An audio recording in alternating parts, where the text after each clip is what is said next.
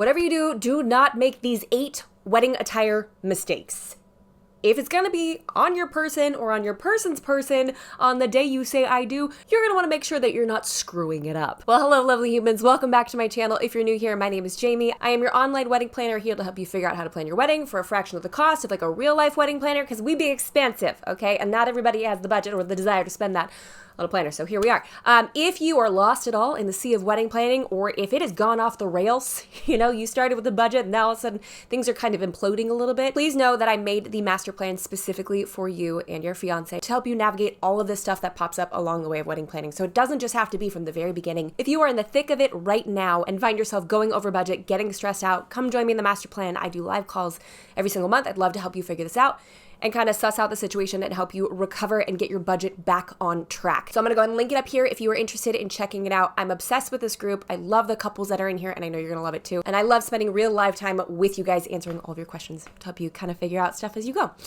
Today's video is going to highlight 8 of the most common mistakes that I see people making when ordering, purchasing, shopping for wedding attire, which can include, but is not limited to, wedding dress, wedding suit, and a little polite nod to wedding party attire as well. This week's video is sponsored by one of my favorites, Generation Tux. You guys know I always talk about them. They're the only suit company I will continue to refer to over and over again because I'm absolutely smitten. When it comes to my brother's wedding day, my husband's best friend, anyone who I know in real life, and they're like, hey, what are the wedding planning secrets? Like, I need to know. I'm like, Generation Tux. And of course, I'll get to why they are so special as we go throughout this video. But when I tell you that number 6 will shock you, prepare yourself. I don't think I've ever publicly mentioned this before. So stick around for that one. So without further ado, let's just jump right on into it. Tip number 1, I'm including this because it's the most cliche, the most basic. You've probably already heard it before, but I'm going to repeat it because if I don't, there's gonna be like a million comments down below saying, you forgot to say this one. Don't try on a dress that is outside of your price range. Let's just start right there, okay? One, usually when it's a higher price range, it's gonna have details that probably are not going to be the same in a lower price range dress. And if we're talking the difference between like a $1,000 dress and a $2,000 dress, there's gonna be a lot of differences going on with this one. And then it's almost hard to find yourself satisfied by a lower version of this. For some people, if you're like, I could never even spend $1,000, well then congratulations. That was me as well. I think I spent like $200 on my dress alone, maybe $300, but then I got alterations. So just as like a rule of thumb, it is very fun to go try on dresses. Very, very, very fun to go try on dresses. But make sure that you are focusing on a price range that you can actually afford. Which brings me to point number 2. Make sure you're budgeting enough for the entirety of what your attire will require. That's the word. Of you. What do I mean by this? Just because you think you have a $1,500 budget for your wedding dress does not mean that's all it's going to cost. This is something that we go into detail in the master plan. We do a whole budget breakdown where I talk about how much money you should be devoting to each and every category. So that $1,500 might have to cover you and your fiance. It might have to be a dress and a suit. But what about taxes? What about alterations? Right? What about the specific undergarments that are going to be required underneath a dress? Because you are going to need to get something most likely a little bit more specific than you might already have currently in your wardrobe. There are a couple things. What about accessories? So oftentimes we will see, oh, I've got $1,500 for my dress. Boom, dunskies. And then you go, wait a minute, what about the $600 worth of alterations because you have a lace detail on the hem of your gown that needs to be removed for your dress to be hemmed and then put back into place. If alterations stress you out, I totally understand. It's really hard to predict what your alterations could cost, so I cannot recommend enough downloading our alterations guide. It's going to give you a better idea of how much things are going to cost to get it altered. Now, of course, this varies on where you live, who's doing the alterations, what kind of dress you get or what kind of suit you get. All of those, the material will be different, what size it is, how much needs to be taken in or let out, etc.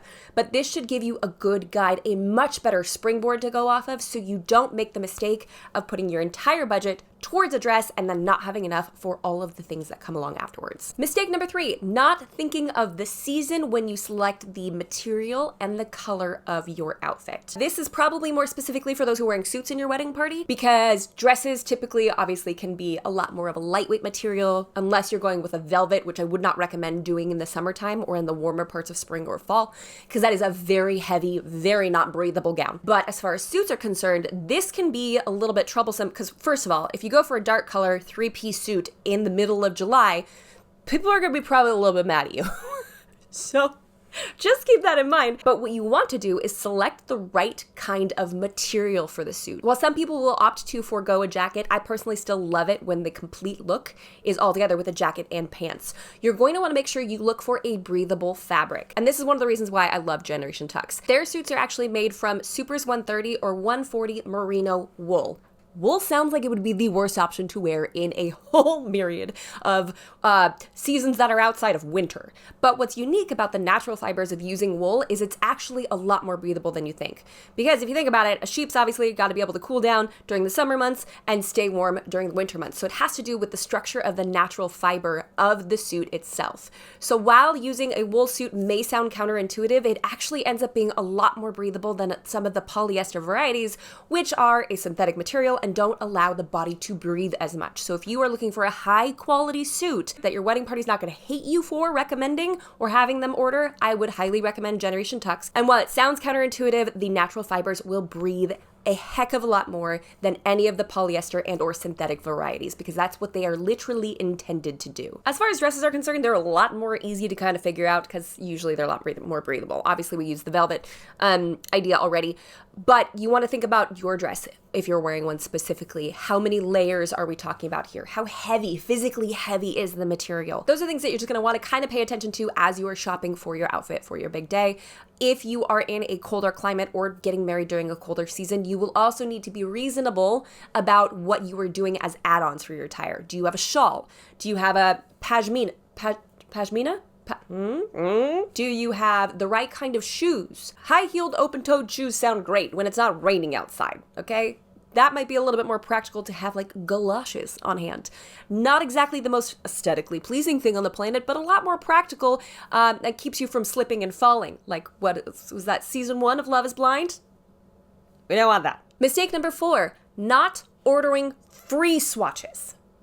Literally free swatches, okay? There is, and y'all know this, I'm preaching the choir in this one, there is a difference between the color of what you see on screen and the color of what you hold in your hand. So if you want to be intentional about how you are designing your event, the colors to see how they match up well together, please take advantage of free swatches. My top 2, my favorites are obviously Generation Tux for their swatches, and they'll send you quite a few. I don't remember how many. I should probably know that off the top of my head. 5. Oh, I thought it was 3. You can get up to 5 different swatches. There's literally so many different color combinations here that you could pick to see if the tie would look good with the suit jacket, that would look good with any of the dresses that you're ordering. Another one of my favorites is Kennedy Blue. They offer actually like a really good size swatch as well.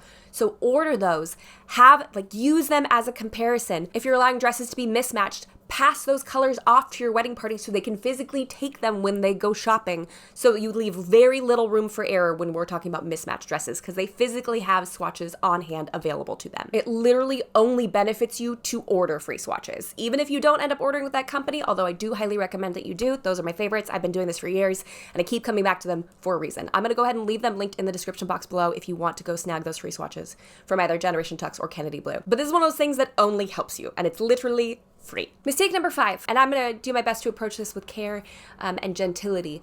When it comes to the size of the dress that you order, please do not get fixated on the number on the tag. Wedding dress size versus street size are 2 completely different things, and that can be something that feels like it's a really emotional thing to process through. In addition to that, oftentimes, and I've heard this quite a bit, both from couples that I've worked with and from alteration specialists and from wedding dress stylists, that someone will say, well, my plan is to lose weight, and so I will need a smaller dress by the time my wedding comes around. Your fitness journey is your fitness journey. So I just want to say as a quick aside though, you found someone who loves you exactly as you are. So whatever size you're wearing for your wedding day does not matter because you found your person. If you choose to take some sort of fitness journey or do something, change up the way you're eating, get your body moving, do what is best for you, friend. Do it, absolutely. But don't fall into the trap that you are going to be determined to lose X amount of sizes by the time you get to your wedding day. If it makes you feel any better, a wedding dress, depending on the style, but a lot of wedding dresses can be taken in up to 4 sizes. So if you're concerned about it, I totally get where you're coming from, but just know that you have the option of getting it taken in. It is much more difficult to get a dress let out because usually there isn't a lot of fabric left in the seams themselves to let it out if you need more room. Give yourself grace. Don't pay attention to the number. Do what is best for your body, and remember that you found someone who loves you just the way that you are. So if you can focus on those things, if you choose to take a journey, more power to you.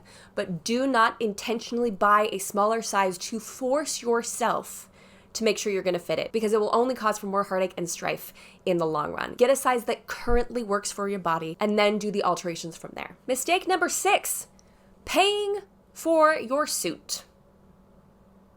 This is one thing that we just had a meeting with Generation Tux the other day, and I was like, you guys, why don't you lead with this? Like, why isn't this something that comes up a lot more frequently? And they're like, you know what? Why don't you mention it next time you have a conversation with the audience? Generation Tux has an option where if 5 members of your wedding party rent a suit, the wedding couple can get a suit rental for free.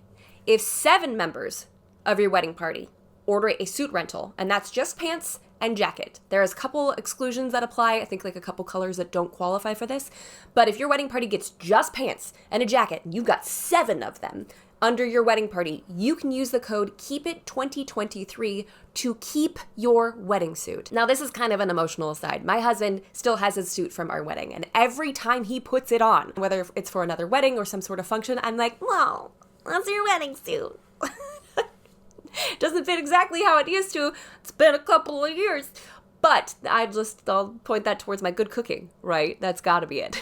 But both the sentimentality and the practicality of getting a free suit for you to have until death do you part is so cool. So not only does it save you money, the rental cost is gone, but you get to keep it afterwards. So it's literally hundreds of dollars for this suit that you get to keep. If your wedding party is not 7 people, you can ask parents, you can ask your officiant, be like, hey, if you're interested in renting a suit, we've set up this event over here. It'll tell you the exact suit to go order. All you have to do is plug in a couple of attributes about your person, and the avatar will automatically spit out the perfect suit size for you. Because I know a lot of parents will come and be like, hey, what do you want me to wear? Hey, what do you want me to wear? So if there's a way that you can conveniently send them over here and have it set up, ready to go, foolproof, delivered to their house 2 weeks before so they could try it on and make sure it fits, and your fiance gets a free suit out of this, that you just get to keep, it seems like a no-brainer. Mistake number 7, waiting too long to either purchase or get alterations done.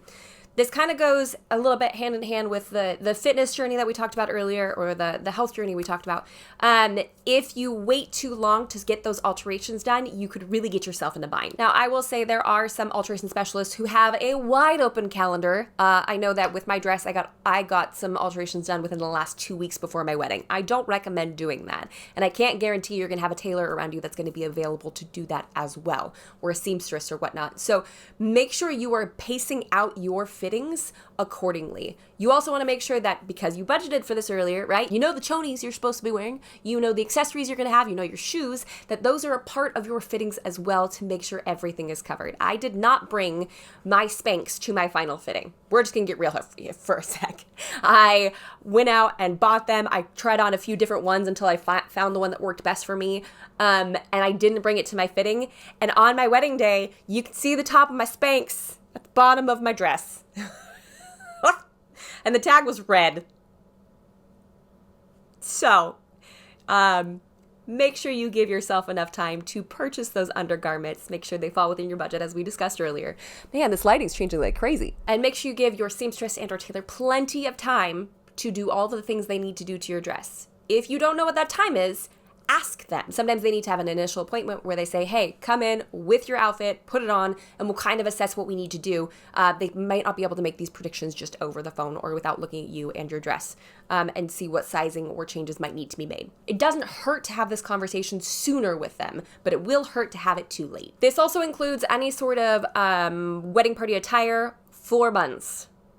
4 months, okay? That is the recommended amount of time. That's the time frame when you order your suit rental, and that should be the very, very last minute of when you're ordering those final dresses for your wedding party as well. And that's probably more falling into the range of they might not need alterations if they're ordering a dress this late. At least with Generation Tux, you can get a suit that fits to your measurements very successfully. When it comes to dresses, they're not made to order, so those that are wearing dresses might need some time to get those alterations done. And then last but not least, and this is one that I see quite a few people making, not so much with dresses, because you're obviously going to want to put on your wedding dress before your wedding day and make sure it fits, right?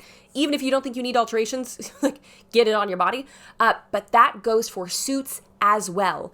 Once you get it, try it on, because at least with Generation Tux, they give you 2 weeks. Actually, if you're a wedding couple, you can get a free home try on, which is another great thing. They literally take all the guesswork out of this and make it as stress-free as possible. So you can get it sent to your home and try it on way before your wedding day. Make sure you like the style, make sure you like the color, make sure you like the fit. If there's anything that needs to be adjusted, I mean, it's your day. You want to make sure you look like $1 million. So the free home try on is a fantastic option for that. If you choose to not do that, I don't know why you wouldn't, because it's free, but you're going to want to make sure you put the suit on your body before you get married, okay? Not day of your wedding. That's not the day you want to find out that the pants are too short, the jacket's too big, regardless of where you order this from. You want to make sure that this fits. I would highly encourage your wedding party members to do the same as well. Whatever they're wearing for your wedding day, whether it be a bomb Generation Tux suit, whether it be a dress from Kennedy Blue, whether it be something they found at the thrift store, they have to put it on their body first. They have to make sure that it works, because you don't want to be looking like you borrowed your little brother's pants, or a linebacker's jacket for your wedding day. You want to make sure that it works with your body. So that's all we have for this week's video, guys. Thank you so much for stopping by. Generation Tux, thanks for being awesome. All of my concerns as a wedding planner for those wearing suits in the wedding party are completely assuaged working with you guys, because you get to try it on early enough, it gets sent to you early enough that if it doesn't fit, you have plenty of time to send it back. It's the right material, it's breathable, and the wedding couple can keep a suit for free. If you have enough people, if you have 7 members of your wedding party, rent through them, you can get a free suit, keep it forever, and make your spouse super emotional every time you wear it. It's like memory lane every time. If you haven't done so already, jump on down there, hit that like button. I will keep coming at you with wedding planning tips so you can plan easily and stress less. And subscribe to this channel for more tips and tricks for the modern day bride. And until next week, bye guys!